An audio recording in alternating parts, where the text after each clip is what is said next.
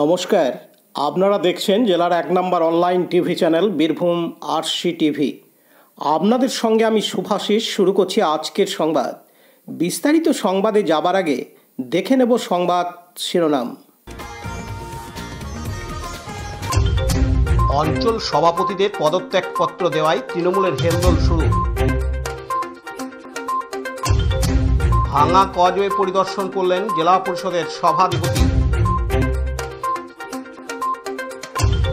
লোকশিল্পীদের আঙ্গিক ভিত্তিক কর্মশালার শেষ দিন বোলপুরে।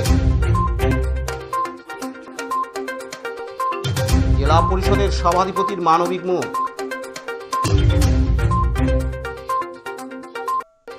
চোখের আলো প্রকল্পের মাধ্যমে চক্ষু পরীক্ষা শিবির খয়দাশোলে।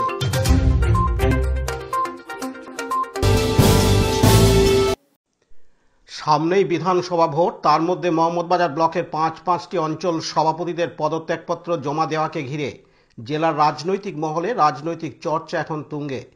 আর এই ভোটের মুখে তৃণমূল কংগ্রেসের বড় ধরনের ভাঙন বলে মনে করছেন জেলার রাজনৈতিক মহল।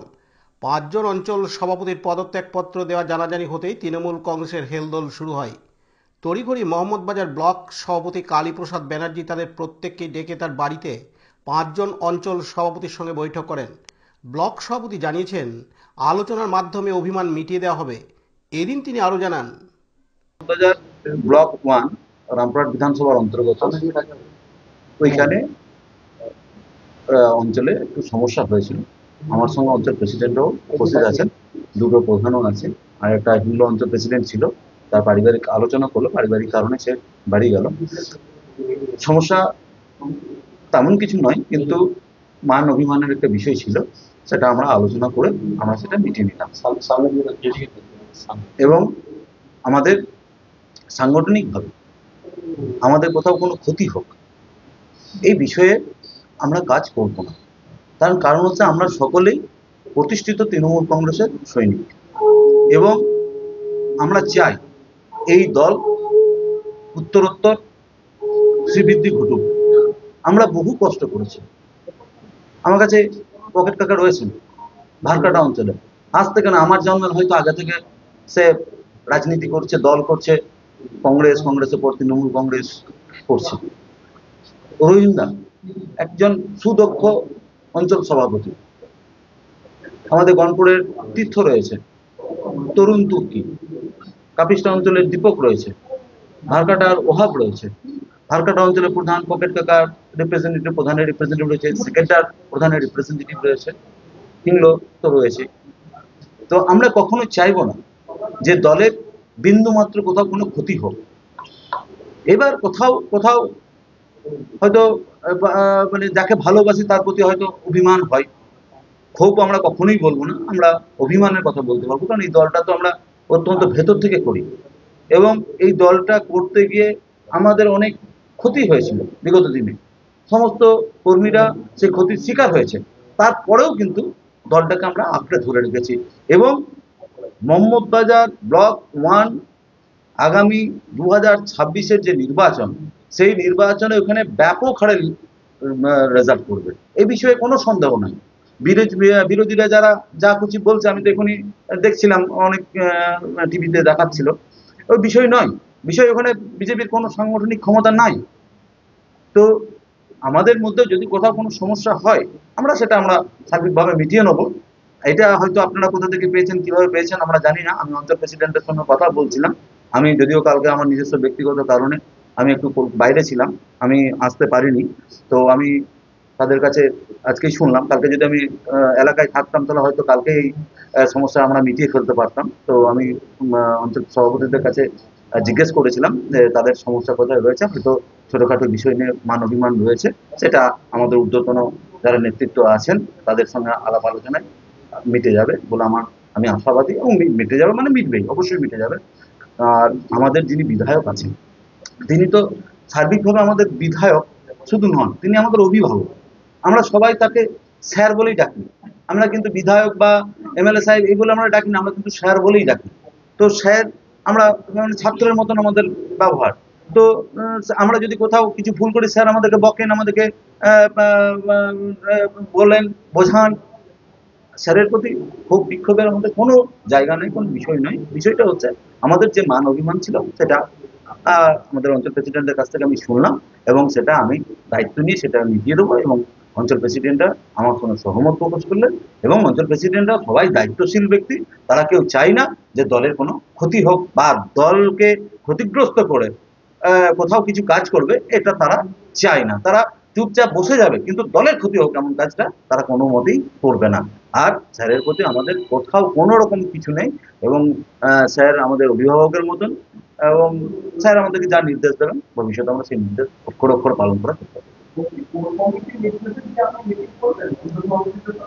কোর কমিটির কোনো ফোন তো আমার কাছে আসেনি। না, নিজে থেকে উদ্যোগী মানে আমি কালকে যখন ছিলাম না তখনই আমি বিষয়টা আমার কানে আসে। আমি আসার পরই অঞ্চল প্রেসিডেন্টদের সঙ্গে আমি ফোনে যোগাযোগ করেছিলাম, এবং তাদেরকে বলেছিলাম যে তোমাদের তোমাদের যা বিষয় আছে আমি কালকে আমার বাড়িতে আমি ডাকছি, ডেকে তোমাদের বিষয়টা আমাকে বলবে, আমি সমাধান করার চেষ্টা করবো।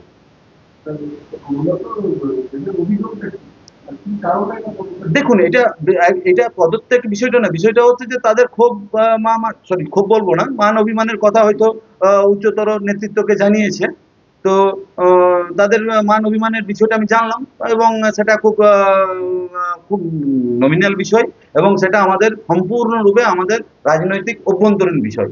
সেই বিষয়টা আমরা রাজনৈতিকগতভাবে আমরা সেটাকে মিটিয়ে ফেলেছি। না না, খুব মান অভিমান ওরা আমার ব্লক প্রেসিডেন্ট আমার উপরে করেছে। হয়তো আমি ব্লক প্রেসিডেন্ট হিসেবে কারোর উপর মান অভিমান করেছে, সেটা আমাদের পুরোপুরি আমাদের দলের সাংগঠনিক বিষয় এবং দলের অভ্যন্তরীণ বিষয়। এবং যে বিষয়টা তারা বলছিল বা শুনেছি, সেটা আমরা খুব সহজে মিটিয়ে নিতে পেরেছি।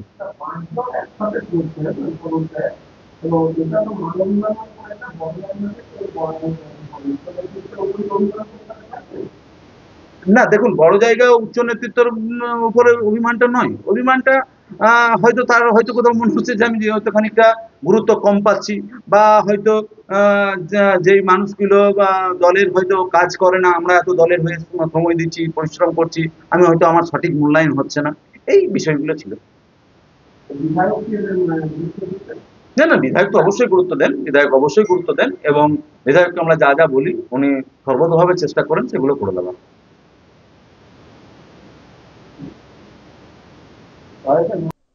অন্যদিকে গণপুর অঞ্চল সভাপতি তীর্থ মণ্ডল বলেন, বিধায়ক আশিস ব্যানার্জির উপর মান অভিমান হয়েছিল, তার সঙ্গে কথা বলে মিটিয়ে নেব।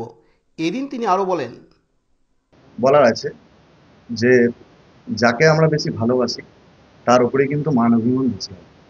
তো আশিস বন্দ্যোপাধ্যায় আমাদের অভিভাবক স্যারকে আমরা খুব ভালোবাসি। ওনার ওপর মান অভিমান হয়েছিল, সেটা আমরা মিটিয়েও নিয়েছি প্রায়। স্যারের সঙ্গে সাক্ষাৎ হয়নি, স্যারের মিসেস অসুস্থ আছেন, চিকিৎসার জন্য বাইরে গেছেন।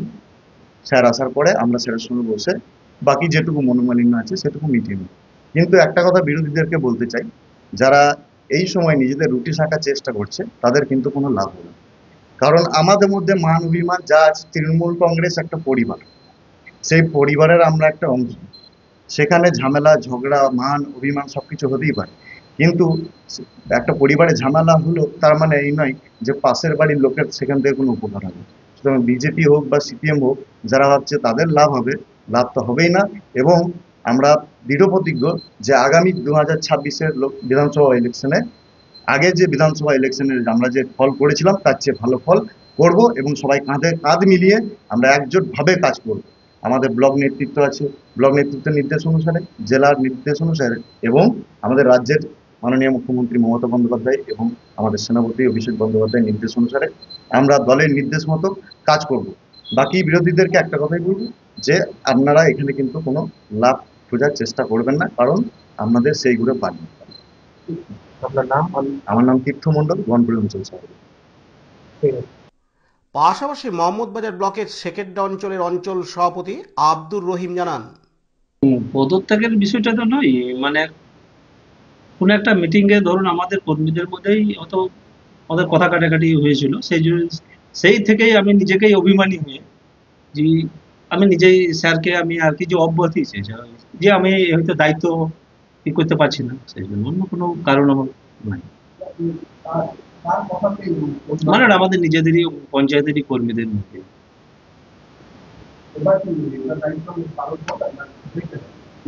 সেটা পার্টির সঙ্গে মানে আমাদের আলোচনা হয়েছে, ব্লক প্রেসিডেন্টকে আমরা বললাম বিষয়টা বিস্তারিতভাবে। স্যার তো টোটাল জানে না বিষয়টা, আমরা স্যারকে তো অবগত করতে পারিনি।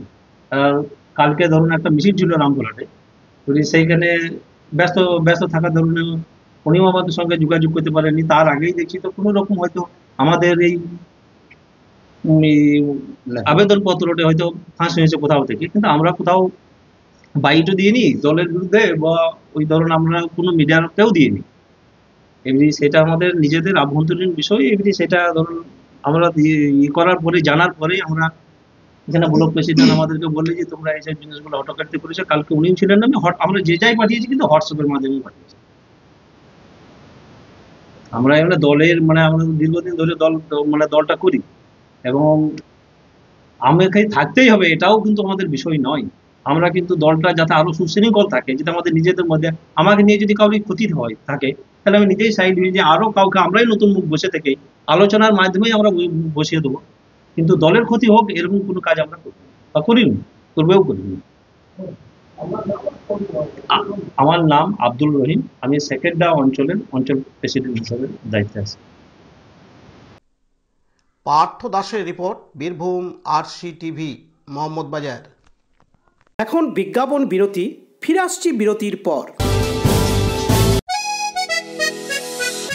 সব থেকে ভালো চিকিৎসা, সবচেয়ে কম খরচে, সবচেয়ে কম খরচে। সব থেকে ভালো চিকিৎসা, সবচেয়ে কম খরচে, সবচেয়ে কম খরচে। বিশ্বমানের স্বাস্থ্য পরিষেবা মিলবে দিনে রাতে, বিশ্বমানের স্বাস্থ্য পরিষেবা মিলবে দিনে রাতে। মনি মহেশ হসপিটাল, মনি মহেশ হসপিটাল, মনি মহেশ হসপিটাল, মনি মহেশ হসপিটাল। মনি মহেশ হসপিটাল, দুবরাজপুর, বীরভূম। ঝাড়খণ্ড ও বীরভূমে গত কয়েকদিন প্রবল বৃষ্টিপাতের ফলে দুবরাজপুরের যশপুর গ্রাম পঞ্চায়েতের খোয়াচ মোহাম্মদপুর ও বুধপুর গ্রামের মাঝে থাকা শাল নদীর কজওয়ের একাংশ ভেঙে গিয়ে যোগাযোগ বিচ্ছিন্ন হয়ে পড়ে। অসুবিধায় পড়েছেন প্রায় 10টি গ্রামের বিদ্যালয়ের ছাত্রছাত্রী থেকে শুরু করে ব্যবসায়ী, চাষি সহ গ্রামের মানুষজন। শুধু তাই নয়, খোয়াচ মোহাম্মদপুর গ্রামের কোনো মানুষ মারা গেলে কবর দিতে যেতে হয় এই শাল নদী পেরিয়ে। বর্তমানে এই কজওয়ের একাংশ ভেঙে যাওয়ার ফলে যোগাযোগ পুরোপুরি বিচ্ছিন্ন হয়ে পড়েছে। যাদের খুবই দরকার তারা জলে নেমে জীবনের ঝুঁকি নিয়ে পারাপার করছেন। গতকাল বৃহস্পতিবার 17 জুলাই বিকেলে সেই ভাঙা কজওয়ে পরিদর্শন করেন জেলা পরিষদের সভাধিপতি ফাইজুল হক ওরফে কাজল শেখ। পাশাপাশি সাধারণ মানুষের অসুবিধার কথা শোনেন তিনি। আশ্বাস দেন খুব শীঘ্রই এই কজওয়ে মেরামত করা হবে। সঙ্গে ছিলেন জেলা পরিষদের 2 সদস্যা মর্জিনা বিবি ও মুনমুন ঘোষ, দুবরাজপুর ব্লকের তৃণমূলের যুগ্ম আহ্বায়ক তথা দুবরাজপুর পঞ্চায়েত সমিতির বনভূমি কর্মাধ্যক্ষ রফিল হোসেন খান ও তৃণমূলের যশপুর অঞ্চল সভাপতি মুন্সি মোজাম্মেল হক। এদিন জেলা পরিষদের সভাধিপতি ফাইজুল হক ওরফে কাজল শেখ জানান, দেখুন, আজকে দুবরাজপুরে বন মহোৎসব ছিল, সেখানে এসেছিলাম। এখানকার অঞ্চল সভাপতি শুরু করে এখানে যার নেতৃত্ব যারা আছে তারা সকলে আমাকে আবেদন করে এখানে আসার জন্য। এবং এটা আমি আগেই শুনেছিলাম যে এখানে যে একটা ভাষা ব্রিজ আছে তার পাশে শাল নদীর উপরে সেই ব্রিজে একটা অংশ ভেঙে গেছে। আমি আপনাদের সামনে দেখতে পেলেন, আমি এডিএম জেলা পরিষদকে ফোন করেছি। যদিও এখানকার বিডিও সাহেব দুপুরবেলা এসেছিলেন, এখানকার যারা আধিকারিক তাদের কথা মতো আমার জেলা পরিষদের মেম্বারও এখানে আছে, এখানে পঞ্চায়েত সমিতির ভূমি কর্মাধ্যক্ষ, জেলা পরিষদের কর্মাধ্যক্ষ, আমরা সকলে এসেছি। এবং কালকে জেলার কোনো আধিকারিক আসবেন, এটা দেখে যাবেন, তারপর যত দ্রুত সম্ভব এটা মেরামত করা হবে। এবং এই গ্রাম থেকে ওই গ্রাম, অর্থাৎ এই পার থেকে ওই পার চলাচল করার জন্য যত রকম ব্যবস্থা করার প্রয়োজন আছে জেলা পরিষদের পক্ষ থেকে করা হবে। লালটু মুখার্জির report, Birbhum RC TV, Dubrajpur. মাননীয় মুখ্যমন্ত্রী মমতা বন্দ্যোপাধ্যায়ের উদ্যোগে লোক সংস্কৃতি ও আদিবাসী সংস্কৃতি কেন্দ্রের আয়োজনে এবং বীরভূম জেলা তথ্য ও সংস্কৃতি দপ্তর ও বোলপুর মহকুমা তথ্য ও সংস্কৃতি দপ্তরের সহযোগিতায় বোলপুর সাধারণ পাঠাগার সংলগ্ন প্রেক্ষাগৃহে গত বুধবার 16 জুলাই থেকে শুরু হয়েছিল আদিবাসী নৃত্যের উপর আঙ্গিক ভিত্তিক 3 দিনের কর্মশালা। উদ্বোধনী অনুষ্ঠানে উপস্থিত ছিলেন বোলপুর মহকুমার মহকুমা শাসক অয়ননাথ, বীরভূম জেলা পরিষদের সহকারী সভাধিপতি স্বর্ণলতা সরেন, বীরভূম জেলা পরিষদের কো-মেন্টর বুদ্ধদেব হাসদা, বোলপুর পৌরসভার চেয়ারম্যান পর্ণা ঘোষ, বীরভূম জেলা পরিষদের কর্মাধ্যক্ষ বিশ্ববিজয় মার্ডি, বোলপুর মহকুমা তথ্য সংস্কৃতি দপ্তরের আধিকারিক বৃন্দ সহ অন্যান্য বিশিষ্টজনেরা। এই কর্মশালায় শুক্রবার 18 জুলাই তৃতীয় দিন অর্থাৎ শেষ দিন। এদিন অনুষ্ঠানে উপস্থিত ছিলেন বোলপুর মহকুমা তথ্য সংস্কৃতি দপ্তরের আধিকারিক বৃন্দ সহ অন্যান্য বিশিষ্টজনেরা। কাজী আমিরুল ইসলামের রিপোর্ট, বীরভূম আরসি টিভি, বোলপুর। হাসন বিধানসভার বাজেবুজুং গ্রামের শুভেন্দু মণ্ডল, যার বয়স 30 বছর, প্রায় 3 বছর আগে বাইক দুর্ঘটনায় গুরুতর আহত হয়।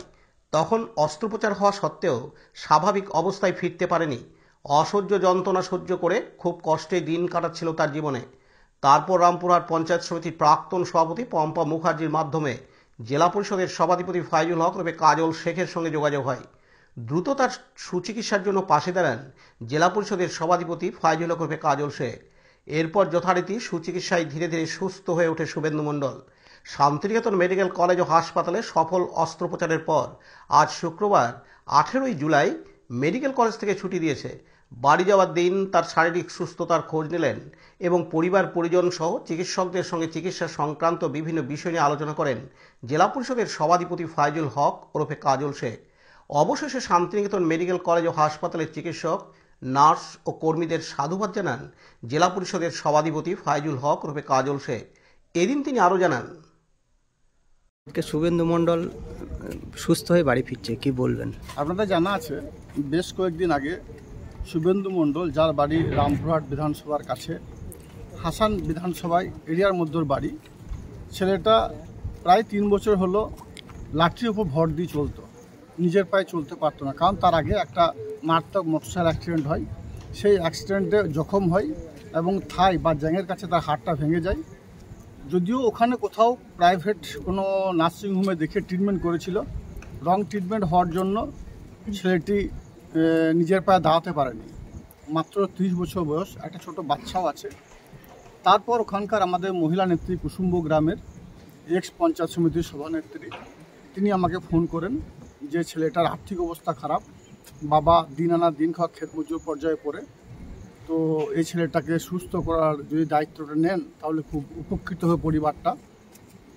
সেই তেনার সঙ্গে কথা বলার পরে আমি ওই পরিবারটা বা ওই ছেলেটার নাম্বারটা কালেকশন করি এবং তার কাছ থেকে যে ডকুমেন্টসগুলো ছিল সব ডকুমেন্টসগুলো নিয়ে আমি শান্তিনিকেতন মেডিকেল কর্তৃপক্ষের সঙ্গে যোগাযোগ করি এবং এখানকার ডাক্তারবাবুদের সঙ্গে পরামর্শ নিই। ডাক্তারবাবুরা এখানে অ্যাডমিট করার জন্য বলেন, 1 সপ্তাহ আগে ওনাকে অ্যাডমিট করি এবং তারপর অপারেশন করা হয় এবং বড় ধরনের অপারেশনই ছিল। 2-3 ইউনিট ব্লাডও দিতে হয়েছে ছেলেটাকে। পাটা খুব খারাপ অবস্থায় ছিল। বর্তমানে যদিও ছেলেটা এখন নিজের পায়ে উঠে চলাফেরা করতে পারবে না, কিন্তু 5-6 মাসের মধ্যে ছেলেটা নিজের পায়ে চলাফেরা করতে পারবে। ডাক্তারবাবুরা সে বিষয়ে আশ্বস্ত করেছেন। দিনের শেষে আরেকটা কথা, যেটা হচ্ছে এই ছেলেটা তার যে ট্রিটমেন্টের যাবতীয় খরচা আমাদের মাননীয় মুখ্যমন্ত্রী মাননীয় মমতা বন্দ্যোপাধ্যায় তিনি যে স্বাস্থ্যসাথী কার্ডের ব্যবস্থা করেছেন, সেই স্বাস্থ্যসাথী কার্ডের মাধ্যমে হয়েছে। তাছাড়াও ওনার যে এখন যে মেডিসিন, সেই মেডিসিনটা শান্তিনিকেতন কর্তৃপক্ষ দিয়েছে এবং এখান থেকে বাড়ি পাঠানো তার যে খরচাটা, যে অ্যাম্বুলেন্সকে বাড়ি পাঠাতে হবে, সে খরচাটুকুও মেডিকেল কর্তৃপক্ষ দিয়েছে। তার জন্য স্পেশালভাবে আমি আমার রাজ্যের মাননীয় মুখ্যমন্ত্রী মাননীয় মমতা বন্দ্যোপাধ্যায়কে ধন্যবাদ জানাচ্ছি। কারণ তার জন্যই এই একটা দুস্থ পরিবার, দিন আনা দিন খাওয়া ক্ষেতমজুর পরিবার এই দুরারোগ্য ব্যাধি থেকে মুক্তি পেল এবং মেডিকেল কর্তৃপক্ষকে ধন্যবাদ জানাচ্ছি। ডাক্তারবাবুদের শুরু করে সমস্ত সিস্টার থেকে শুরু করে যারা এর সেবা শুশ্রূষা করেছে তাদের সকলকে আমি ধন্যবাদ জ্ঞাপন করছি যে এই ছেলেটার পাশে দাঁড়ানোর জন্য এবং মেডিকেল কর্তৃপক্ষ বিশেষভাবে আর্থিকভাবে সহায়তা করার জন্য আমি ধন্যবাদ জ্ঞাপন করছি। এবং দিনের শেষে একটা কথা বলবো, এই ছেলেটা যদিও অতি দ্রুত সুস্থ হতে পারবে না, এখনও 5-6 মাস এর চিকিৎসার প্রয়োজন আছে।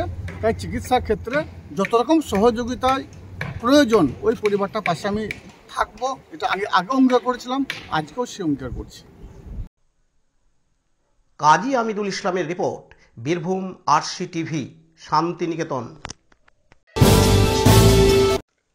মাননীয় মুখ্যমন্ত্রী মমতা বন্দ্যোপাধ্যায়ের অনুপ্রেরণায় স্বাস্থ্য পরিবার কল্যাণ দপ্তর পশ্চিমবঙ্গ সরকার জেলা স্বাস্থ্য পরিবার কল্যাণ সমিতির উদ্যোগে বয়স্কদের ছানি অপারেশন, নবজাতক থেকে বৃদ্ধ সকলের চোখের চিকিৎসা এবং অন্ধত্ব প্রতিরোধকে লক্ষ্য রেখে খয়রাশোল থানার চুরোর সুস্বাস্থ্য কেন্দ্রে দৃষ্টি আসা চোখের আলো প্রকল্পের মাধ্যমে আজ শুক্রবার 18ই জুলাই এলাকার গ্রামের সাধারণ মানুষদের চক্ষু পরীক্ষা করা হয়।